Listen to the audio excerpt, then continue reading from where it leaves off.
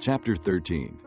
In the 23rd year of Joash, son of Ahaziah, king of Judah, Jehoahaz, son of Jehu, became king of Israel in Samaria, and he reigned 17 years.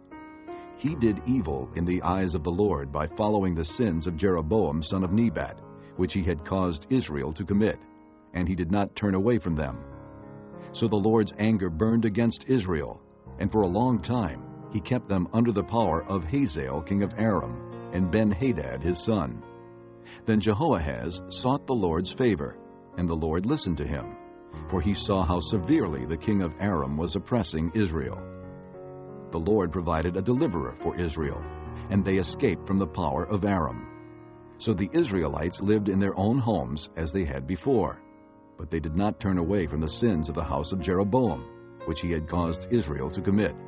They continued in them.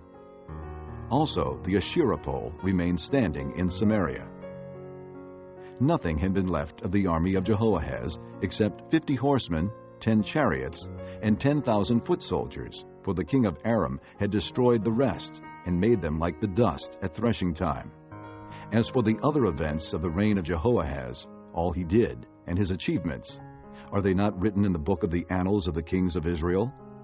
Jehoahaz rested with his fathers, and was buried in Samaria, and Jehoash his son succeeded him as king.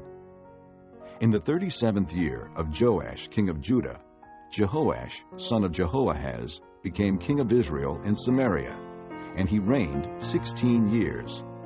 He did evil in the eyes of the Lord, and did not turn away from any of the sins of Jeroboam son of Nebat, which he had caused Israel to commit. He continued in them. As for the other events of the reign of Jehoash, all he did, and his achievements, including his war against Amaziah king of Judah, are they not written in the book of the annals of the kings of Israel? Jehoash rested with his fathers, and Jeroboam succeeded him on the throne. Jehoash was buried in Samaria with the kings of Israel. Now Elijah was suffering from the illness from which he died. Jehoash king of Israel went down to see him, and wept over him. My father, he cried. the chariots and horsemen of Israel. Elisha said, Get a bow and some arrows. and he did so. Take the bow in your hands. He said to the king of Israel. When he had taken it, Elijah put his hands on the king's hands. Open the east window. He said, and he opened it. Shoot. Elijah said, and he shot. The Lord's arrow of victory. The arrow of victory over Aram. Elijah declared. You will completely destroy the Arameans at Aphek. Then he said, Take the arrows. and the king took them. Elijah told him. Strike the ground. He struck it 3 times and stopped.